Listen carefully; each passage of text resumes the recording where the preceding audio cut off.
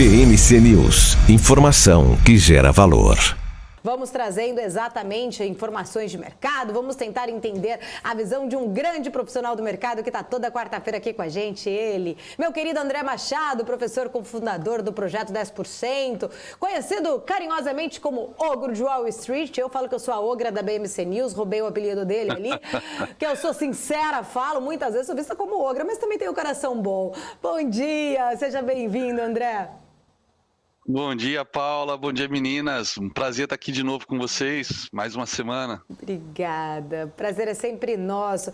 André, na verdade, eu vou deixar essa pergunta para a Débora. Ela que cuida de mercado, ela que fica olhando esse Ibovespa toda hora. Vai lá, Débora, não vou roubar essa pergunta, não vou tirar de você essa chance, vai lá. Vamos falar de mercado então hoje, viu, Gro? Bom, o Ibovespa Futuro vinha operando ali com perdas, a gente até, no finalzinho do leilão ali do Ibovespa mesmo, a gente estava numa perda, depois a gente virou aqui para um positivo, nas primeiras horas aqui dessa quinta-feira. A gente está conseguindo se descolar, inclusive, lá do mercado internacional, né? A gente, mais uma vez, inclusive. Você acredita que a gente está conseguindo esse fôlego de qual maneira que Wall Street, por exemplo, não tem conseguido, né? Que lá nos Estados Unidos, inclusive, já vai ser aí mais um dia de queda, né? A gente já tinha visto isso acontecer ontem. Então, fala para a gente a expectativa que você tem, tanto no cenário interno como externo, mas ainda mais a gente conseguir se deslocar da Bolsa Internacional, que não é muito comum para a gente aqui, né, Ogro? Eu tenho visto já nesses dias, né? E inclusive, especialmente, já comecei por conta dessa alta que a gente está tendo agora, uma alta ainda tímida, né? Agora é 0,56 de alta, e lá fora está caindo. Cadê o SP? Está aqui 0,24, né? O futuro e aqui subindo. Então, já vejo o pessoal aí falando de decoupling, de Bovespa se descolando do mundo internacional, etc., que a gente vai ser o porto seguro diante de inflação, estagflação, guerra na Ucrânia. Então, o mercado ele é onisciente, ele sabe o que faz, né? Eu não gosto de dizer que o mercado está errado. Eu vejo essa pequena alta de hoje, descolada, apenas como um mero repique, talvez até por correlações diretas aí com o dólar caindo mais de 1% hoje, né? Caindo agora o futuro 1,07, justamente por conta aí da inflação no Reino Unido, né? Que pulou aí de 7% para 9%, né? Dando um susto. Idem, o Banco Central, saiu a ata do Banco Central Europeu, né, falando de aumento de juros antes do que era previsto. Enfim, o próprio, alguns dirigentes do Fed, hoje um dirigente do Fed agora de manhã falou que está confortável em altas de 0,5%, mas ontem à noite um outro dirigente do Fed falou que eles têm que aumentar a taxa de juros rapidamente antes que a população, a sociedade acredite que não vai ser mais possível controlar a inflação. Aí entra naquele espiral de inflação, de expectativas, né, que a gente falhou aqui em controlar ano passado. Enfim, então isso provocou valorização das moedas lá fora, né, Libra, principalmente o euro, que é o maior peso aí do DXY, e o nosso dólar caindo aí 1%, né, mesmo com a bolsa lá fora também em queda. Normalmente o dólar sobe aqui no Brasil e sobe mundialmente quando a bolsa cai, até porque normalmente a bolsa caindo é busca por segurança dos treasuries americanos. Então, esse cenário de inflação lá fora e com isso a inflação começando a assustar, já vinha assustando aqui lá nos Estados Unidos, mas agora começando a assustar mais fortemente a Europa, né, levou aí essa pressão aí sobre as moedas desenvolvidas, né, subindo e derrubando o DXY. Então, isso talvez tenha ajudado o nosso índice a dar uma descolada. Mas eu acho isso uma coisa temporária. Por quê? Por exemplo, de ontem para hoje, a China A Standard Poor's reduziu o PIB da China de 4,7 para 4,2 para esse ano. Goldman Sachs reduziu de 4,5 para 4,0. Pô, a China, ela, além de ter sido a locomotiva do mundo aí nas últimas 2 décadas, ela é especialmente super importante para a gente como consumidora de commodities, né? Então, minério de ferro está em tendência de baixa primária, secundária e terciária. China em tendência de baixa primária, secundária e terciária. Mercado americano em tendência de baixa primária, secundária e terciária. Os treasuries em tendência de alta primária, secundária e terciária. O nosso Ibovespa, por enquanto, em tendência ainda primária de baixa, secundária de baixa, terciária de baixa. Eu não vejo, enquanto a gente não tiver realmente um padrão claro de reversão, e aí vocês estavam falando do Rafi, um grafista, talvez um dos melhores grafistas do Brasil na atualidade, a tendência do Ibov é de baixa. A gente teve uma queda aí dos 122 mil aproximadamente até os 102 mil, foram 20 mil pontos de queda, e aí tivemos uma alta aí na última semana, se eu não me engano, na semana passada, né, 1, 2, 3, 4, 5 dias de alta, sendo que anteontem deixou um padrão aí de fraqueza bem feio, né, e aí ontem foi confirmado isso. A gente teve um movimento de alta aí de cerca de veio lá da mínima, lá dos 102.400 aproximadamente, né? E foi cravar a máxima lá nos 109.700. Então, uma alta aí de 7 mil pontos. Mas, caiu 20 mil, né? E sobe 7 mil, o pessoal já se empolga, já começa a ficar emocionado. É fundo, estamos descolando. A gente não está vivendo aquele decoupling que aconteceu no início da década de 2000, né, por conta da China. Foi quando a China explodiu, foi quando o Ibov saiu. Eu lembro quando entrei no mercado, o Ibov estava com 8 mil pontos, né? Eu lembro quando rompeu os 10 mil, foi uma euforia e subiu igual uma vaca brava, foi lá para os 73 mil pontos, né, em 6 anos. A gente não está vivendo um momento como esse, né? O ministro das Finanças do Reino Unido ontem comentou que eles vão ter tempos muito difíceis pela frente por conta aí da maior inflação em 40 anos, né? Estados Unidos já passou, já deu esse alerta da maior inflação em 40 anos há um mês atrás. Se a gente for ver, quase todos os investidores profissionais, gestores, né? Essa geração nova provavelmente estava nascendo há 40 anos atrás. Então, o mundo está pegando agora pela frente um cenário extremamente desafiador de juros subindo no mundo inteiro, né?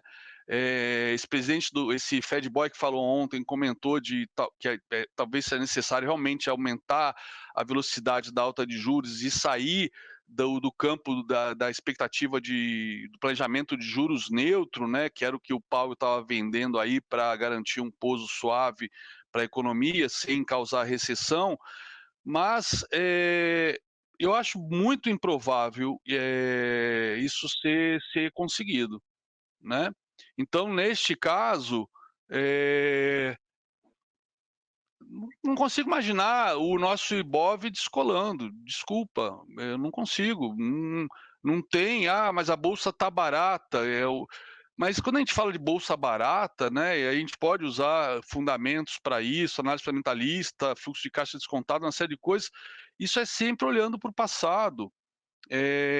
Ainda tem muita água para rolar nesse cenário de alta de juros no mundo inteiro, esse hard landing violento da China. Até que ponto está precificado esses lockdowns e novos impactos na cadeia de suprimento? Não sabemos se vem outros lockdowns pela frente. A guerra da Ucrânia é uma incógnita, né? Não sabemos aí o que vai acontecer nos próximos passos. Ontem, oficialmente, a Finlândia e a Suécia pediram adesão à OTAN. Ok, a Turquia, Erdogan está dizendo que não vai aprovar, mas enfim, tem tanta água para rolar ainda. Exato. Não consigo entrar nessa vibe de que tá barato e sair comprando como se não houvesse amanhã, entendeu? Uhum. André, inclusive esse é um ponto importante, até que você estava falando. Acabou de sair agora uma informação que a ONU está reduzindo a perspectiva de crescimento econômico mundial de 4% para 3,1% agora em 2022. Essa informação acaba de ser divulgada agora pela ONU e de acordo com eles, né, com a organização, essas perspectivas de crescimento global, elas estão se enfraquecendo significativamente justamente por conta da guerra da Ucrânia e o aumento do preço de energia, alimentos, commodities, inflação, tudo isso que você estava exatamente trazendo aí, a alta aperto da política monetária pelos principais bancos centrais, a gente não sabe até quando, né? Esse é o ponto que você falou, até quando isso vai, essa guerra vai se estender. E a ONU acaba de destacar também que essa deteriorização nas perspectivas de crescimento econômico dessas principais, né, economias mundiais, ela fala exatamente que essa deteriorização, ela é muito ampla, inclusive se estende para as maiores economias do mundo, Estados Unidos, União Europeia, China e países em desenvolvimento. Como você estava falando exatamente desse ponto, eu acho que veio bem, né, casando essa informação agora que a ONU trouxe exatamente em cima da tua análise, você estava falando exatamente sobre essas preocupações. Hoje pela manhã também teve a ata lá do último encontro do Banco Central Europeu, divulgada ali, onde os membros estavam se expressando ali com uma grande preocupação sobre os números altos da inflação, né? Exatamente por conta dessas questões aí envolvendo os da guerra. A gente está vendo a Europa toda ali muito preocupada, com altos índices. A gente falou até ontem ou anteontem, não me lembro se foi a inflação mais alta também lá do Reino Unido, se eu não me engano, dos últimos 40 anos também. Como que você já fez, na verdade, um grande panorama sobre isso, né?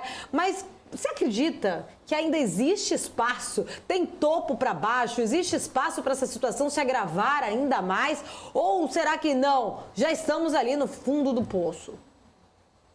Eu acho que tem muito espaço ainda para se agravar. Como eu falei, são 40 anos, né? 40 anos que o mundo não via uma inflação dessa magnitude e o mercado financeiro como um todo, os profissionais como um todo de grandes instituições financeiras, talvez eles estejam tendo, inclusive, uma primeira experiência na sua vida de lidar com um mundo com taxas de juros cada vez mais altas por conta da inflação, coisa que as últimas 2 décadas, né, ou pelo menos desde o crash do subprime, 14 anos, o mercado vem trabalhando com juros negativos, que foi uma idiosincrasia, uma coisa assim, uma anomalia que inflou os ativos barbaramente, porque, né, tinha até aquele acrônimo, né, que foi utilizado muito aí em 2020, mas também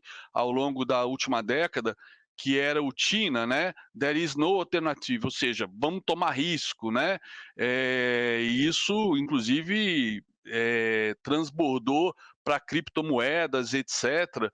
Então, a tomada de risco foi todo mundo, né? Tomando risco durante o crash de 2020, muita gente dizendo até, inclusive, e deixando alguns profissionais altamente gabaritados, né, globalmente, né, de ficar atônitos aí com a recuperação do mercado e na época até se falava assim, né, 2020 foi o ano que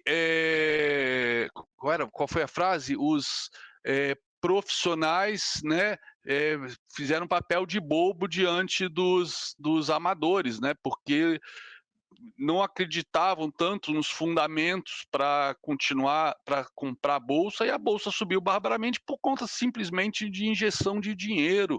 40% do dólar em circulação do mundo foi impresso nos últimos 2 anos. E agora esse dólar vai ser retirado da economia. Pelo menos 3 trilhões de dólares vão ser retirados nos próximos 3 anos. 1 trilhão agora, nos próximos 12 meses. Isso, inclusive, eu acho que não está precificado.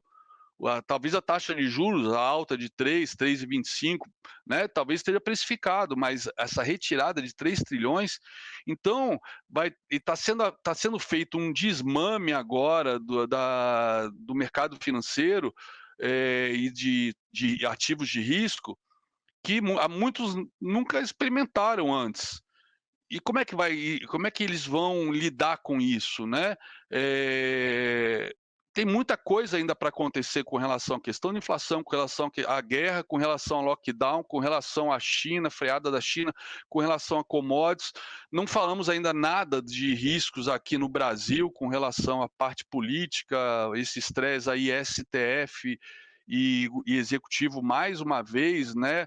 Temos as eleições aí daqui a pouquíssimo tempo, não sabemos se isso vai voltar a fazer preço, como fez aí ano passado em setembro, outubro. Então, tem muita coisa, muitas incertezas e o mercado detesta incerteza. Se tem uma coisa que o mercado consegue precificar cenário ruim e cenário positivo. Agora, incerteza já é mais difícil. E na dúvida, quando tem certeza, o dinheiro é, como dizia o Najnars, né? O dinheiro é o animal selvagem mais arisco que existe. Ouviu o barulho, sai correndo.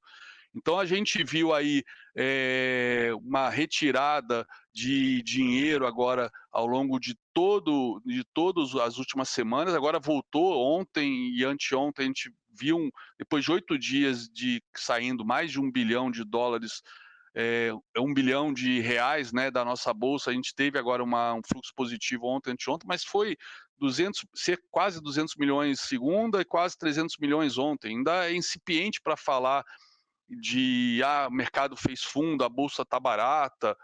Lembrando que os gringos ganharam 47%, né, em janeiro, fevereiro e março, em 3 meses. Né? 3 meses fizeram 47%. Então agora, eu, por exemplo, com 47% de ganho, o que eu faria agora? Colocaria o dinheiro estacionado lá em Tesouro Americano, né? Diante de tantas incertezas.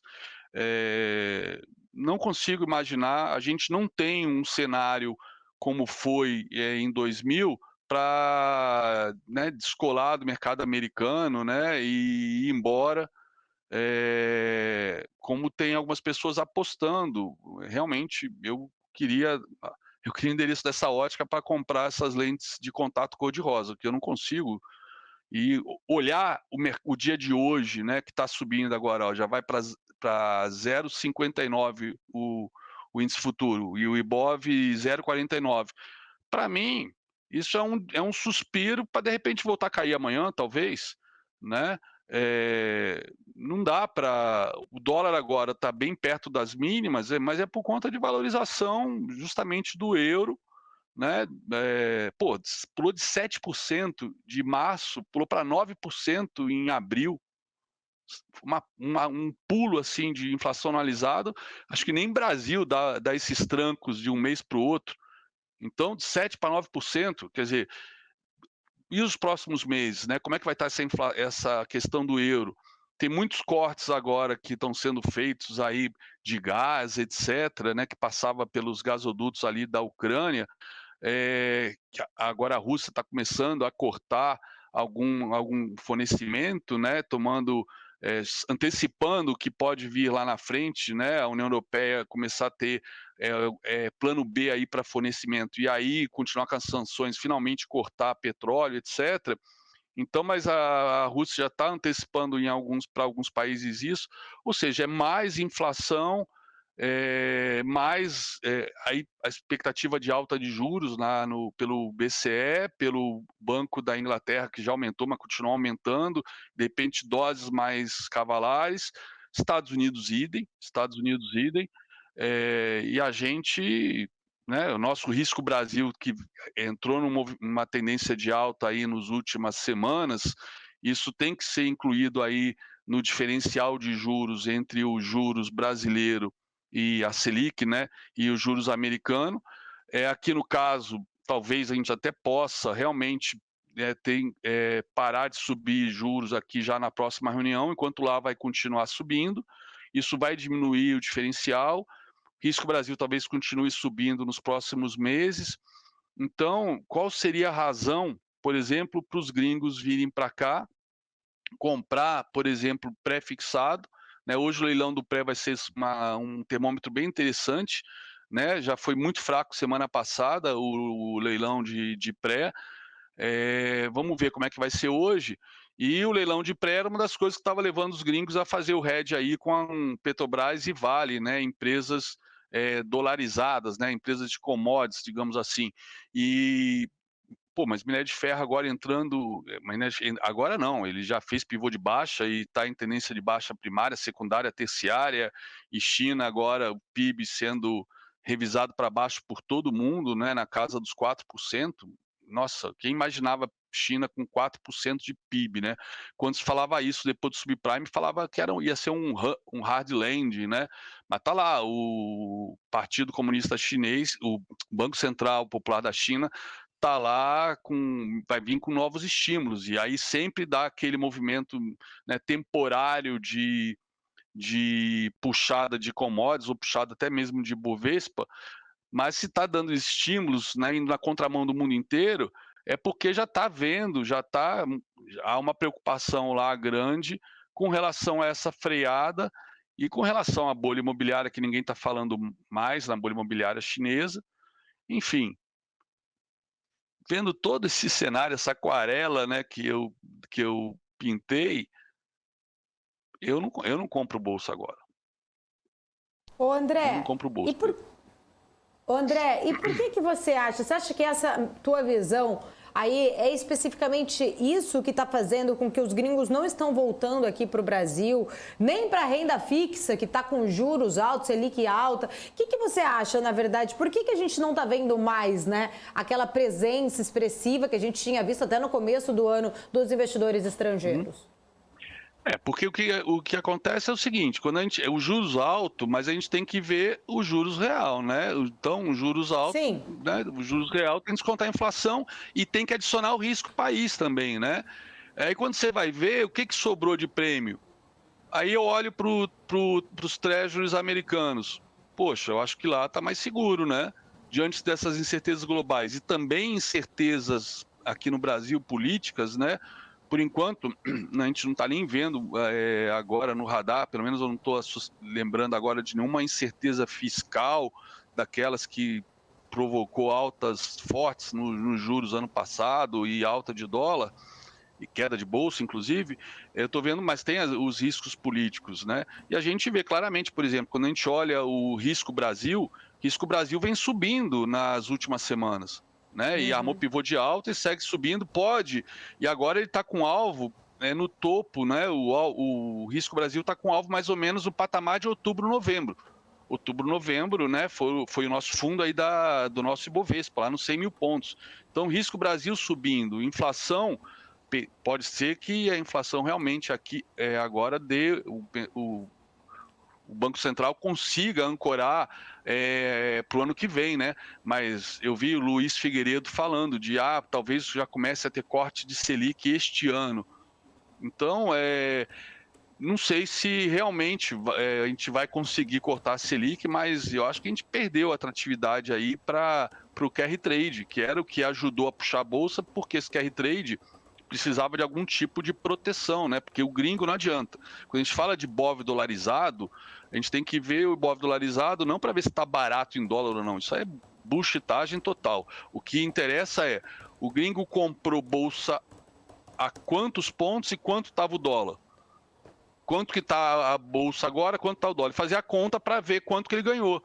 Por isso que a bolsa, apesar de ter subido 20% em 3 meses, né, no primeiro trimestre, o gringo ganhou 47%, porque o dólar caiu 18%. Então, ele ganhou no final, né? Se ele comprou bolsa, né, comprou reais e comprou bolsa em janeiro, e vendeu bolsa e voltou a comprar dólares, né, final de março, início e ao longo de abril, ganhou 47%. Será que ele consegue de novo essa proeza? Tem que fazer essa conta. Ele vai ganhar dinheiro nos dois lados. Não adianta, de repente, ele ganhar dinheiro com a bolsa, mas perder no dólar. Ele perdeu dinheiro. Então é melhor ficar lá fora. Foi o que aconteceu no segundo semestre passado. Né? Enquanto falava que a bolsa estava barata em dólar, porque o dólar estava subindo, a bolsa caindo, cada vez. Mas para o gringo ele só iria perder dinheiro ano passado se comprasse bolsa, porque lá fora estava subindo. Né? Então não fazia sentido a alta do dólar detonava o ganho dele de bolsa, né? Se ele fosse internalizar isso. Foi que aconteceu o contrário, novembro, dezembro, aí sim. Começou a fazer sentido comprar a bolsa, né, porque ele ia ganhar nas duas pontas. Enfim, eu acho que não faz sentido nenhum para o gringo voltar agora, né, diante desses riscos lá fora, diante desses riscos, aí sim, riscos aqui no Brasil, que estão, a gente pode, independente de ideologia, o que for, é só olhar o risco Brasil, então o preço desconta tudo, o preço no final é soberano, o que ele está mostrando lá é alta no risco país. E se realmente os juros parar de subir depois da próxima reunião e lá continuar subindo, acabou o QR Trade. Então, diante desse cenário, qual a razão do gringo vir para cá? A gente consegue levantar a bolsa sozinho? Né? E Petrobras e Vale altamente dependentes de China, né? Será que a gente, principalmente a Vale, né? Será que a gente vai conseguir, a Vale vai conseguir subir com o minério de ferro caindo? Né? Eu acho quase impossível, né? Pode até ser que uma queda mais forte do minério de ferro, se o dólar subir aqui, neutralize um pouco e a gente não vai ter uma queda proporcional da Vale com relação a uma queda maior do minério de ferro com essa queda do PIB chinês. Mas há uma queda e a Vale, né, tem um peso enorme no Ibovespa. Vale e Petrobras dá o quê? Dá quase 30% do Ibovespa. Enfim, esse cenário, né, as próprias Big Techs sofrendo com aumento de juros por conta da maioria delas não pagar dividendos, né, e as poucas que pagam ainda pagam menos que os treasuries. Aí você para e pensa, comprar Big Techs para quê? Por quê? Né? Melhor botar no tesouro, enquanto a gente tem essas incertezas aí de inflação e de guerra também, né? E fora que tem essa questão de enxugar o balanço de ativos do Fed, do Fed em 1 trilhão nos próximos 12 meses. Isso eu acho que não está precificado em hipótese alguma.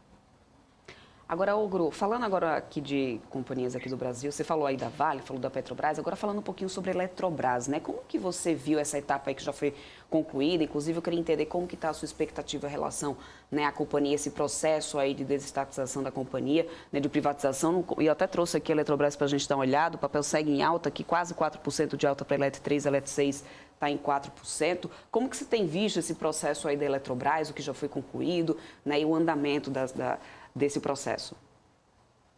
Olha, esse processo de privatização, a gente tem que lembrar o seguinte, para privatizar uma empresa do setor elétrico, tem que ter comprador para isso, né? Eu acho que o que estão, né, sugerindo segurar preço da tarifa, né, para depois dar um tarifaço ano que vem. O histórico que a gente teve aí da medida provisória 470 com a Dilma, que é algo que eu acho que nunca mais vai acontecer de novo, mas só a tentativa agora de quebrar os contratos, né, e jogar o reajuste para o ano que vem para aumentar a inflação, né, por conta já do aumento dos combustíveis, então segurar no setor elétrico.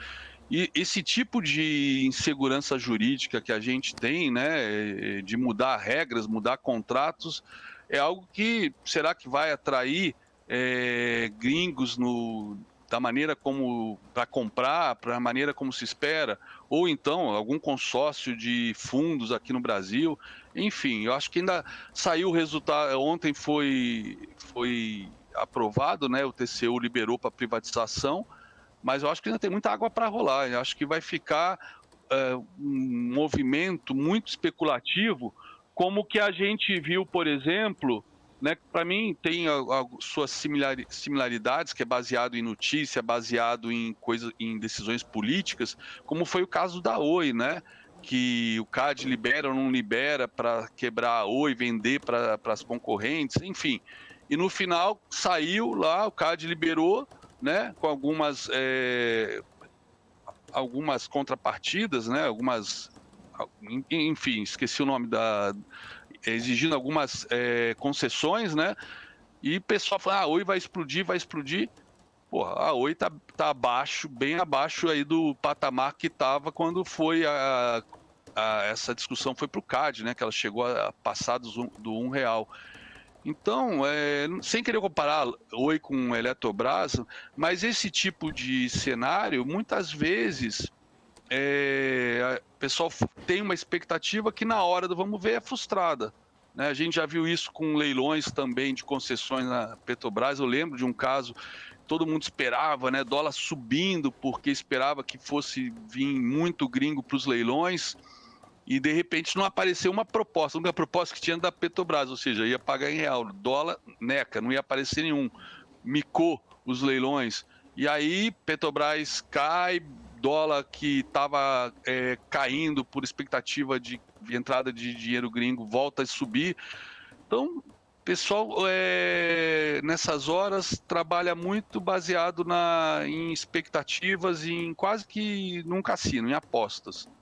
Não sei se algumas pessoas podem até se ofender com isso, mas para mim são apostas, né? Até sair a privatização, sabe Deus quando, né? Quanto tempo vai levar? A gente sabe que o nosso meio político o Cabral falou ontem, eu estava assistindo o programa de vocês, o Cabral falou ontem que de Brasília e de uma fralda de bebê nunca sabe o que vai sair, né? Então, eu não sei, eu não sou um cara que me emociono com esse tipo de notícia, né? Por exemplo, o caso da Eletrobras. Enfim. Tá certo, a sua opinião. Tá, eu acho que temos que ser realistas, né? Acho que esse é o grande diferencial. Não adianta ter uma cortininha ali tentando disfarçar. Bem colocada aí, pertinente. Concordo com você também, com o Cabral em alguns aspectos aí. Ô, Gro, quero agradecer imensamente, sempre um prazer falar contigo aqui na BMC News. Estamos sempre aqui de portas abertas. Muito obrigada pelo seu tempo mais uma vez. Até quarta-feira. O prazer é meu, adoro estar aqui com vocês, mas, por exemplo, agora olhando para vocês aqui na imagem, né, no vídeo, eu tenho a sensação, tipo assim, até falo que às vezes eu pareço aquele canário de mina de carvão na Inglaterra da época da Revolução Industrial, né, que o pessoal levava um canarinho na gaiola, porque se tivesse algum vazamento de gás, o canarinho morria, e aí eles fugiam, né, das galerias para não morrerem. Eu me sinto muito assim nesses momentos que a gente está vivendo ano passado, o semestre passado inteiro. A gente aqui no programa falava toda quarta-feira, né, de queda da bolsa, de que não tinha razão e achar que estava barato, enfim. Me sinto esse canarinho, né, trazendo assim, às vezes um lado que as outras pessoas não estão vendo. Eu juro por Deus que eu torço muitas vezes para eu estar errado, né, mesmo que isso cause alguma reação em rede social, etc., aquelas críticas que vocês sabem que acontecem nessas horas. Está errado para o bem do Brasil e dos investidores, do pessoal que botou dinheiro na Bolsa recentemente, né? E que isso pode causar um trauma e a pessoa nunca mais voltar. Mas eu vendo vocês, quando eu venho trazer essa visão de canário na mina de carvão, eu sinto que na hora da despedida vocês ficam meio desanimadas, assim, com uma carinha de triste, eu fico até com remorso. Claro que não. Pelo amor de Deus. Olha, nem é culpa... Só para você ter uma noção, eu deletei do meu aplicativo, meu home broker, eu já falei isso aqui faz tempo, só para não ficar sofrendo. Para que eu vou ficar olhando ali sofrendo? Então também, não tem nada não pensa isso não, ô Gro. Estamos aqui para tentar entender opinião e a sua... Ela ficou... A Ana tava toda alegre aí, tudo verdinho, aí eu olhei pra ela agora na imagem, falei, nossa, eu botei água no chope dela. Imagina! Mas eu acabo olhando mais pra frente, né? Não agora o dia de hoje só, né? E mais pra frente eu não tô vendo razões assim pra tanto otimismo, tá? Mas não é só você não, várias pessoas que passam por aqui também. Exato, e você que é o profissional aqui da área, a gente tem mais aqui, né, Paula? Pelo amor de Deus. Com certeza. Nós aqui somos, né, como qualquer tipo de analista, somos ótimas jornalistas apenas, né, Paula? É verdade. Mas, só para você saber, é importante ter visões diferentes. E eu acho que isso é o mais importante também e enriquecedor para a gente não ser míope, para a gente não só enxergar assim. Então, às vezes, né, muitas vezes vem um ali, traz uma opinião positiva, outros vêm, traz uma opinião mais realista, que talvez é vista como pessimista, mas é mais realista. Mas isso é importante, né? Eu acho que isso é o mais enriquecedor. não é ter um único lado, é a gente tentar entender essas visões de profissionais. Você é um grande profissional do mercado, eu não vou falar quantos anos de profissão, só para não te expor aqui, tá? Mas tem muitos anos de experiência e a gente respeita muito a sua opinião, pra gente é sempre muito importante. Não se sinta aí realmente, né, mal por trazer essa sua visão, porque pra gente é importante sim. E será sempre muito bem-vindo. E graças a Deus existe aí a BMC, porque hoje dentro do cenário do mercado financeiro, né, formadores de opinião no Brasil, a maioria hoje está ligada diretamente ou a sell side ou buy side e acaba tendo algum tipo de conflito de opinião ou tentando sempre olhar o lado meio cheio do copo, né? E eu acho que a gente tem que olhar o lado meio cheio, o lado meio vazio, às vezes chegar e falar, galera, o copo está quebrado, né? O que a gente vai fazer? Quebrou o copo, caiu no chão, quebrou. Sabe, não adianta forçar a barra, né? Então, e vocês como não tem essa ligação nem com o sell side, nem com o buy side, são 100% imparciais. Então é muito bom que vocês trazem várias pessoas para darem suas opiniões e o mais importante, quem está ouvindo aí do outro lado tem que se envolver com o educacional, tem que saber o que está fazendo, tem que conhecer. E essa visão de várias pessoas, vocês têm que olhar, tanto os que olham de uma visão de lado meio cheio ou meio vazio, e vocês tomarem as próprias conclusões e lembrando, né, saber qual é a tua expectativa de investimento, qual é o prazo, qual é o tempo. Não adianta você achar que você quer fazer um trade agora, né, com uma coisa curta, daquela porrada, empresa de growth, não vai subir 100%, etc., porque é uma coisa curta e depois ficar casado 3, 4, 5 anos porque mudou, o papel caiu em vez de subir e você agora virou buy and hold daquele papel. Ou seja, você tem que conhecer o que você está fazendo. Infelizmente, esse é um ponto que os investidores iniciantes estão falhando, sabe, muito feio, muito feio. Mas talvez seja por conta da falta do conhecimento também, viu, André? Essa é a nossa missão educacional, tanto que a gente, daqui a pouco, vou até falar um pouco mais, a gente está aí fazendo aqui um evento gratuito de educação, BMC Day, onde a gente vai fazer aí realmente uma imersão para as pessoas que querem começar a entender mais desse processo de mercado, entender várias situações. O papel nosso é justamente esse, acho que você colocou isso muito bem, por isso que nós não estamos plugados a banco nem corretoras, porque a gente tem aqui uma liberdade, né? E não estamos aqui trazendo um cenário só para você falar, olha que bom, maravilha, invista porque eu vou ganhar a corretagem por trás naquela outra empresa que eu estou plugada. Não. Então a BMC News, ela sempre teve e prioriza esse lado educacional, que é o que a gente acredita que vai transformar vidas dos brasileiros. Pode não ser agora, pode não ser nessa próxima geração, talvez seja em outras, mas a gente tem que começar a plantar, né? Uma hora a gente coloca a sementinha, uma hora a gente vai colher aí realmente os frutos dessa educação, e eu até parabenizo você que tem um trabalho educacional também muito legal em relação a isso. Obrigado. Muito obrigada, viu, André, por nos ajudar a construir isso juntos.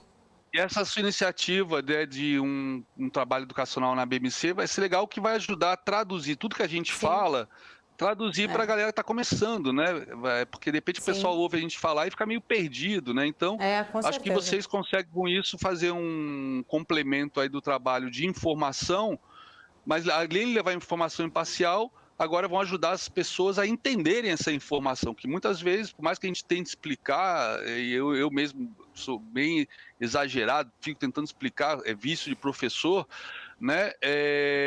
De repente eu não consigo. Agora acho que vocês marcaram um golaço com essa iniciativa. Parabéns. Obrigada, obrigada. Está até feito o convite. Se quiser nos ajudar aí nessa parte educacional, será muito bem-vindo também. Sempre. Muito obrigada, viu, André? Um beijo para você. Até semana que vem. Um beijo, tchau, até semana que vem. Tchau, tchau. Até mais. Obrigada. É isso aí.